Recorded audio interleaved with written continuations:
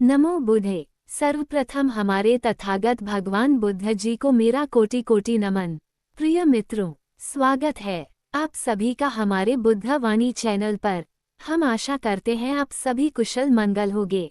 प्रिय मित्रों, कभी आपने अपने आप से एक सवाल पूछा है, जिस इंसान ने आपको दुख दिया, क्या उसका दिया हुआ दुख आज भी आपके भीतर जीवित है?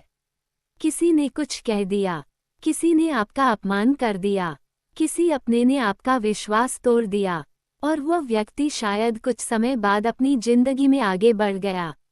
लेकिन हम उसी बात को बार बार याद करते हैं, वही शब्द फिर सुनाई देते हैं, वही चेहरा सामने आता है, और हमारे भीतर फिर वही क्रोध उठता है। कभी कभी तो वह व्यक्ति हमारे सामने भी नहीं होता, लेकिन हमारा मन उसके साथ लड़ता रहता है। हम चुप होते हैं, लेकिन भीतर बहुत कुछ बोल रहे होते हैं।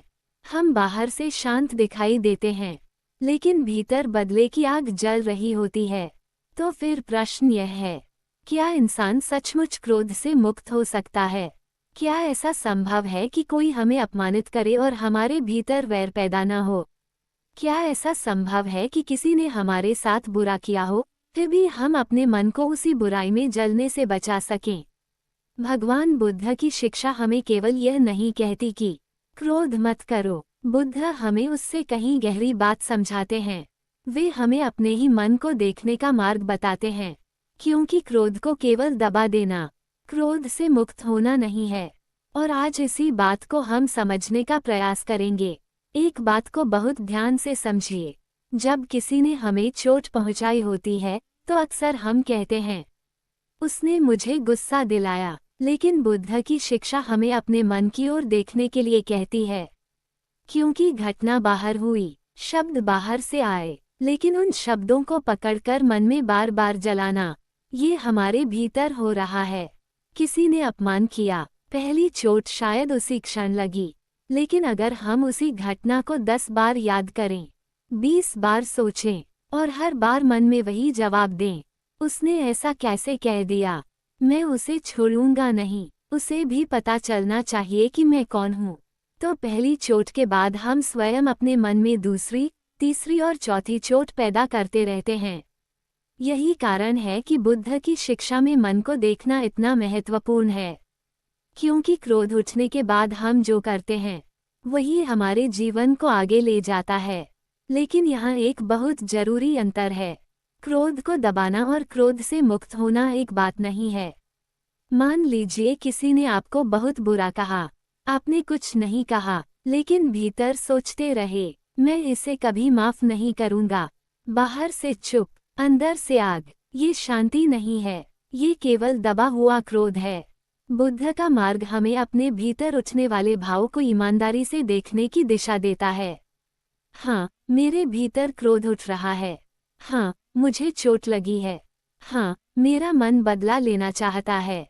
लेकिन उसके बाद क्या मैं इस क्रोध को और भोजन दूंगा, या उसे समझकर शांत होने दूंगा?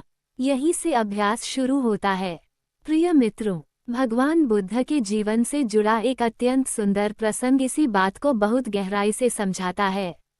एक ब्राह्मण था, अक्कोस भारद्वाज। वह बुद्ध से बहुत क्रोधित था। वह बुद्ध के पास पहुंचा और उन्हें कठोर शब्द कहने लगा, अपमान किया, बुरा भला कहा, लेकिन बुद्ध शांत रहे। उन्होंने उसके क्रोध का जवाब क्रोध से नहीं दिया। फिर बुद्ध ने उससे एक सरल प्रश्न पूछा, यदि कोई अतिथि आपके घर आए और आप उसे भोजन दें, लेकिन वह भोजन स्वीकार न करे, तो वह भोजन किसके पास वापस रहेगा? उसने उत्तर दिया, मेरे पास। तब बुद्ध ने उसी उदाहरण से उसे समझाया, यदि तुम मुझे अपमान देते हो और मैं उसे स्वीकार करके तुम्हें वापस अपमान नहीं देता, तो वह तुम्हारे पास ही रहता है। यही बात बुद्ध की शिक्षा का हृदय है। क्रोध का उत्तर क्रोध से देने पर क्रोध बढ़ता है। एक व्यक्ति क्रोधित है, दूसरा भी क्रोधित हो गया। अब दो मन जल रहे हैं।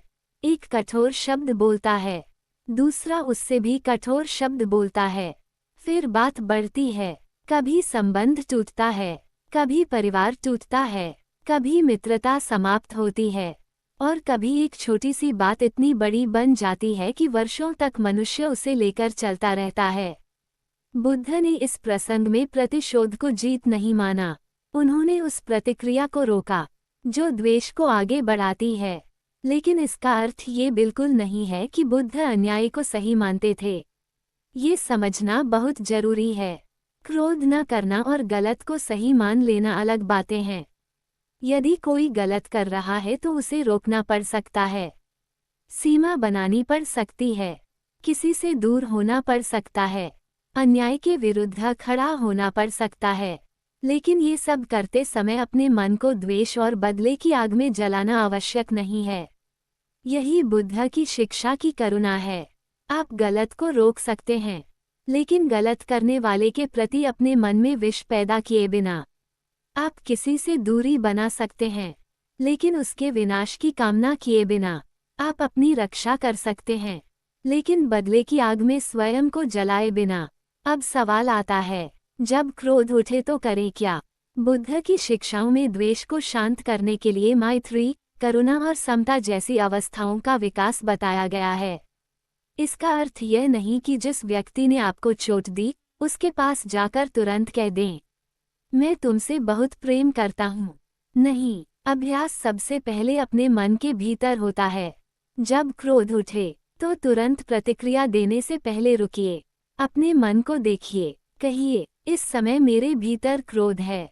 बस इतना देखना भी महत्वपूर्ण है, क्योंकि जिस क्षण आप क्रोध को देख रहे हैं, उसी क्षण आप केवल क्रोध नहीं रह जाते, आप उसे देखने वाले बनते हैं।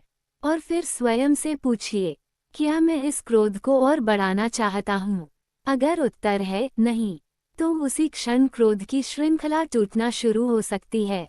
मान लीजिए किसी ने आपको गाली दी, पहली प्रतिक्रिया होगी, मैं भी जवाब दूंगा। लेकिन अगर आप एक क्षण रुक गए, तो शायद आपकी जुबान से वह शब्द नहीं निकलेगा जो बाद में पछतावा बन जाता।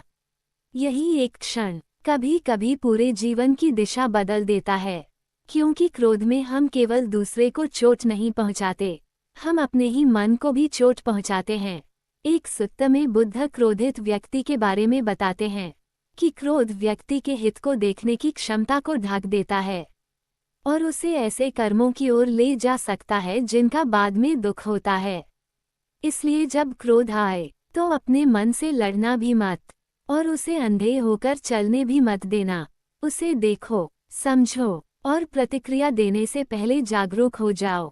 अब शायद आपके मन में एक और सवाल आएगा, लेकिन अगर सामने वाला बार बार गलत करे तो? तब करुणा का अर्थ कमजोर होना नहीं है। करुणा का अर्थ है, मैं तुम्हारे गलत कर्म को स्वीकार नहीं करता, लेकिन तुम्हारे प्रति अपने मन में विष भी नहीं पालना चाहता। क्योंकि अगर सामने वाला गलत कर रहा है और उसके कारण मैं भी भीतर से द्वेष से भर गया, तो उसके कर्म का असर मेरे मन पर भी होने लगा।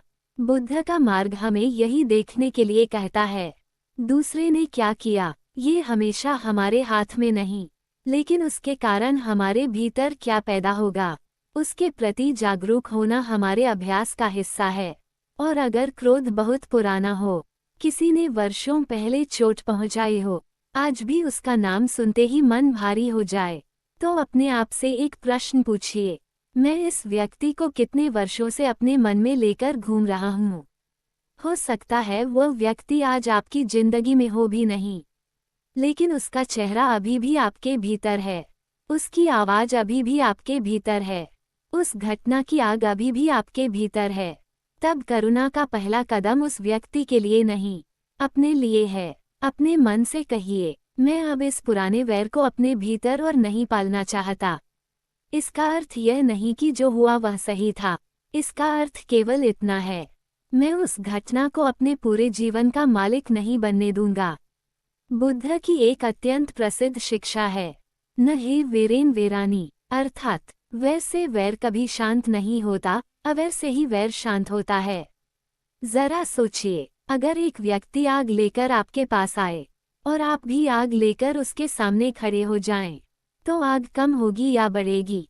अगर एक व्यक्ति क्रोध लेकर आया और उसे क्रोध ही वापस मिला, तो क्रोध समाप्त नहीं हुआ, उसने अपना घर बदल लिया, एक मन से दूसरे मन में चला गया। इसलिए बुद्ध कहते हैं, वैर को आगे मत बढ़ाओ। कोई एक व्यक्ति तो ऐसा हो जो इस श्रृंखला को रोक दे। कोई एक व्यक्ति तो कहे, बस मैं तुम्हारे क्रोध का उत्तर अपने क्रोध से नहीं दूंगा, मैं तुम्हारी बुराई को अपने भीतर जगह नहीं दूंगा, मैं अपने मन को भी मुक्त करूंगा और तुम्हारे प्रति वैर को भी आगे नहीं बढ़ाऊंगा। यही बहुत बड़ी जीत है। लेकिन क्या इसका अर्थ है कि एक दिन अचानक हमारे भीतर से हर क्रोध समाप्त हो जाएगा? बुद्ध का मार्ग हमें कोई जादुई उपाय नहीं देता, यह अभ्यास का मार्ग है। आज क्रोध आया और आपने 10 मिनट बाद स्वयं को संभाला, कल शायद 5 मिनट में, फिर शायद 1 मिनट में, और धीरे धीरे आप पहचानने लगते हैं कि क्रोध उठने से पहले मन में क्या चल रहा है। किस अपेक्षा ने आपको पकड़ा, किस बात ने आपके अहंकार को चोट पहुंचाई, किस चीज को आप अपने अनुसार देखना चाहते थे, किस बात को छोड़ना आपके लिए कठिन था। जैसे जैसे मन स्वयं को देखने लगता है, वैसे वैसे क्रोध के साथ हमारा संबंध बदलने लगता है। और बुद्ध धम्म का अंतिम लक्ष्य केवल यह नहीं कि हम कम गुस्सा करें। मार्ग इससे कहीं गहरा है। लोभ, द्वेष और मोह की जड़ों को समझना और उनका क्षय करना। इसलिए प्रश्न केवल यह नहीं होना चाहिए, मैं अपना गुस्सा कैसे रोकूं, बल्कि मैं उस मन को कैसे समझूं जिसमें गुस्सा पैदा होता है। और शायद आज से आपको अपने जीवन में एक छोटा सा अभ्यास शुरू करना चाहिए। जब अगली बार कोई आपको क्रोधित करे, तुरंत उत्तर मत दीजिए। पहले अपने भीतर देखिए, सांस को महसूस कीजिए, अपने मन को पहचानिए और स्वयं से कहिए, अभी मेरे भीतर क्रोध उठा है। फिर निर्णय लीजिए। अगर जवाब देना जरूरी है, शांत होकर दीजिए। अगर सीमा बनानी है, बनाइए। अगर दूर जाना है, दूर जाइए। लेकिन कोशिश कीजिए कि आपके भीतर से निकलने वाला अगला कर्म द्वेष से नहीं, जागरूकता से निकले। यही छोटा सा परिवर्तन बहुत बड़ा हो सकता है। तो क्या इंसान सचमुच क्रोध से मुक्त हो सकता है? बुद्ध की शिक्षा हमें आशा देती है कि मन को प्रशिक्षित किया जा सकता है और द्वेष को छोड़ा जा सकता है। लेकिन ये किसी एक दिन का संकल्प नहीं, ये देखने का अभ्यास है, बार बार जागने का अभ्यास है। क्रोध उठे तो उसे पहचानने का अभ्यास है, द्वेष उठे तो उसे और भोजन न देने का अभ्यास है, और धीरे धीरे मैत्री, करुणा और प्रज्ञा को विकसित करने का अभ्यास है। क्योंकि जिस दिन कोई आपको चोट पहुंचाए और आपके भीतर बदले की जगह समझ पैदा हो, जिस दिन कोई आपको अपमानित करे और आप अपने मन को गिरने से बचा लें, जिस दिन आप गलत को गलत कह सकें लेकिन सामने वाले के विनाश की इच्छा किए बिना, उस दिन समझिए आपने क्रोध को हराने की दिशा में एक कदम बढ़ा लिया है। और शायद बुद्ध की शिक्षा का सबसे सुंदर संदेश यही है, दूसरे के क्रोध को अपने भीतर घर मत बनाने दो, क्योंकि जिसने आपको दुख दिया, उसके लिए वैर को पकड़े रहना शायद उसे नहीं जलाता, लेकिन आपको भीतर से जलाता रहता है। इसलिए अपने मन पर करुणा कीजिए। जो बीत गया उसे समझिए। जहाँ जरूरी हो वहाँ सीमा रखिए, जहाँ संभव हो वहाँ क्षमा का अभ्यास कीजिए, और जहाँ मन अभी क्षमा करने के लिए तैयार नहीं है, वहाँ कम से कम इतना तो कीजिए, अपने भीतर वैर को और मत बढ़ाइए। धीरे धीरे एक दिन वही मन जो कभी क्रोध से जलता था, उसी मन में करुणा जन्म ले सकती है, और वही मन जो कभी बदला लेना चाहता था, एक दिन शांति की कामना कर सकता है। आपका मन द्वेष से मुक्त हो, आपके भीतर मैत्री जन्म ले, आपके जीवन में करुणा बढ़े, और आपके कारण किसी दूसरे के मन में भी शांति आए। सभी प्राणी सुखी हों, सभी प्राणी स्वस्थ हों, सभी प्राणी भय और वैर से मुक्त हों। नमो बुद्धे।